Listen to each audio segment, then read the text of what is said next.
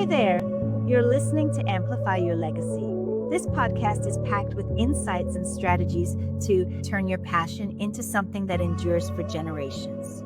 So get comfortable, stay inspired, and let's jump into today's episode with your host, Salana Brown. Hey everyone, and welcome back to Amplify Your Legacy.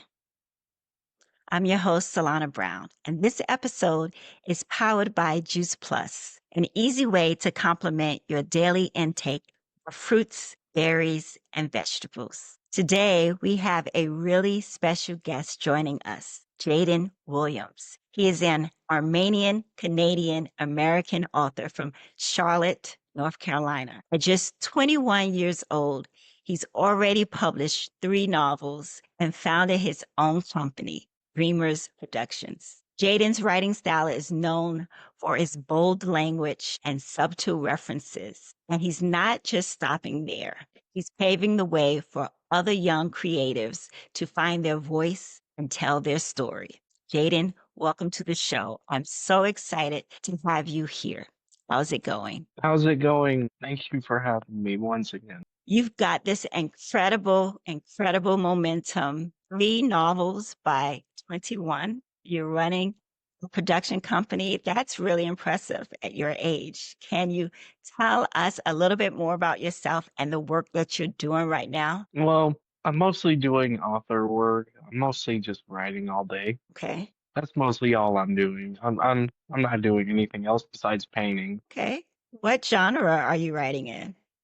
Because that in itself sounds amazing. Well, right now, my current book is a magical realism, romance, musical book. So this is actually out of my comfort zone because I'm mostly used to just writing romance. Okay. Wow. Okay. So I have a little bit of magic in it, a little bit of music in it. Yes. I think you're in the groove creatively. What's driving you right now? Is it the stories that you want to tell, or it's more about the impact that you want to have? It's more about the impact. It's more about the impact that I want to have on the people. What impact are you looking to have? What story are you trying to tell? I just want people to know that you can write whatever you want and write whatever you can. It's clear that you're not just creating for yourself. You're trying to make the difference. And that actually leads you to something really unique. I'm curious about what message that is. What do you hope readers take away from your book? Well, I hope that they take away that, you can write whatever you'd like, and you can write for whoever you want, whatever you want, and however you want. And it's okay to write about something that you feel passionate about. Certainly. That's really powerful. I think a lot of people will really connect with that. Being both an author and the founder of Dreamers Publications, you got to wear 2 hats, creative and business. How do you balance that? Because those are 2 sides. It can feel like you're pulling both opposite directions. How does that work for you? Well, when I write, I'm also running my business at the same time, so it's very easy to, balance that out. So it's essentially all the same thing. Okay, you're making it work. That's great. Yes. Great. I know it's a tough balance, but it sounds like you got a rhythm and it works for you. Yeah, I have something. Speaking of balance, creatively isn't always easy to sustain, right? How do you stay inspired and connected to your creativity, even when things get tough? So it's all about the people I see, the music I listen to, the things I watch on TV. It's basically all about my surroundings and my own stimuli. Okay, so you use music to motivate you. Yes. Yeah, that's great. That's such a grounded approach. Let's also rewind a bit. I want to let others know a little bit more about what inspired you to get started writing in the first place and how your journey evolved over time. Certainly. So I began writing when I was 7, and I've been writing fan fictions about my favorite cartoons. And when I was writing, I wanted to make that into a career. So by the age of 18, I already published my first book while I was still in school. And I published the second one while I was still in school. And I published my third one while I was still 19, so it worked out in the end for me. Amazing. That's so interesting. Was there a specific moment where you knew, like, this is what I'm meant to do? Yes. It was my third book, and I was still working at this job that I really liked, but also kind of disliked at the same time. When I saw a person read my book and they complimented it, I was like, yeah, I'm going to turn this into a career. That's a good feeling. And that's a powerful realization, especially at such a young age. But I know it wasn't a smooth transition for you, a smooth sailing, because I know you were busy with school. Have you struggled with anything on your writing journey, and how did you push through it? Yes, it's definitely the self-doubt thing. I've had self-doubt when it comes to my own writing. What's one of the ways that help you to get through it all? And I just, I just go with the flow, Got it. Can you share a specific challenge you faced as an author and how you overcame it? Yes, I was at my same jo at the same job I was talking about. I was with a person who um wanted to promote my book, but I didn't necessarily get along with him. I didn't want him to promote my book. So that was just a tough challenge, going to work and seeing him, knowing that I didn't like him. Yeah, that's difficult. That really is. I definitely understand. Yeah, and it's such a valuable lesson, something to teach other people that you got to push through it. You got to be resilient. Resilience is key. And speaking of challenges, how did you growing up, your family background, your experiences shape your creative voice? Any other life experiences shaped how you write creatively? When I when I was a kid, all I ever wanted was a typewriter. So for Christmas of last year, I actually bought my own typewriter. Okay. And that typewriter actually means something to me because all the years that I've been wanting to make my writing into a career, I finally did it. And I finally achieved what I really wanted the most. Okay, that's amazing. Having something that you've always wanted, and then when you finally get it, you can put it to real good use. I love it. Yes. Let's talk about your writing process. Every writer have their own approach, right? Some outline everything, others just let the story flow. What does your writing process look like? Well, I start with the ending first. Okay, So when I start with the ending first, I can go down. bless you. Thank you. I can start from the middle, and then when I start from the middle, I don't know what to write afterwards, so I take a little break.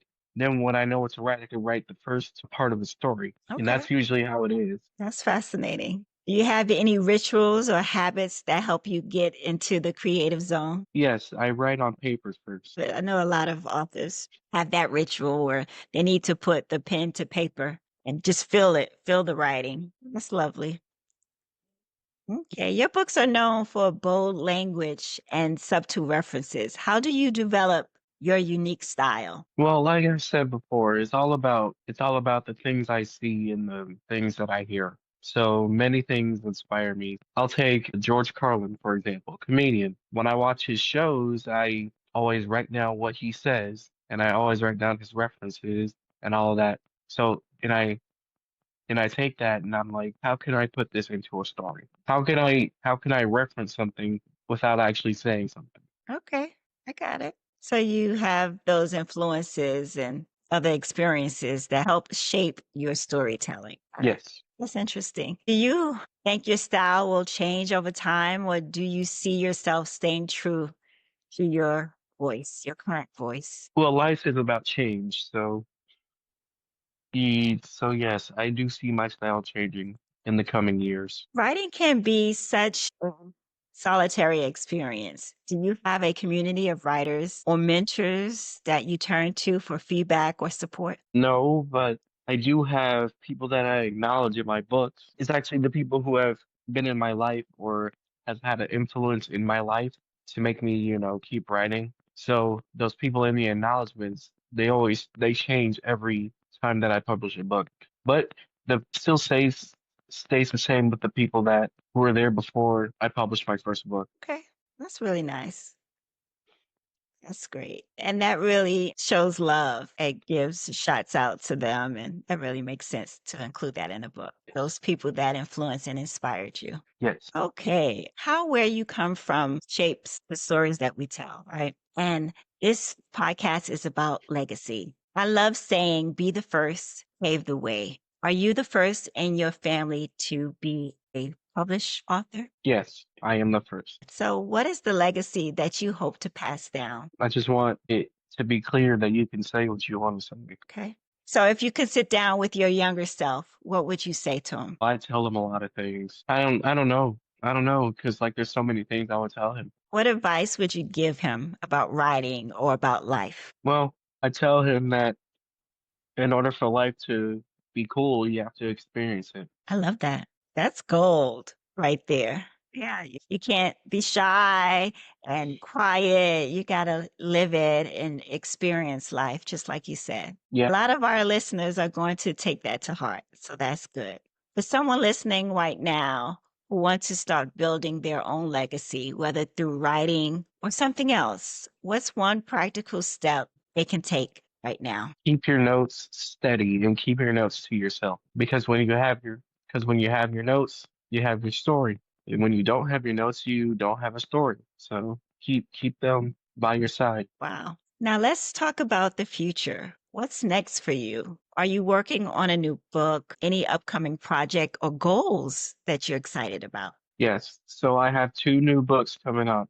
My first book, Silken Stardust, A Circus Tale, is coming out April 19th. And my second book, A Janitor You Can Trust, is coming November 22nd. We're going to look out for those. And I am also heading off to school soon Where are you going? in Johnson and Wales. Okay, amazing. So is that what you see yourself doing in the next 5 years as well as writing? Yes. Okay, so Johnson and Wales is basically a culinary school, but that's not why I'm going. I'm not going for the culinary aspect. I'm going for liberal studies. Okay.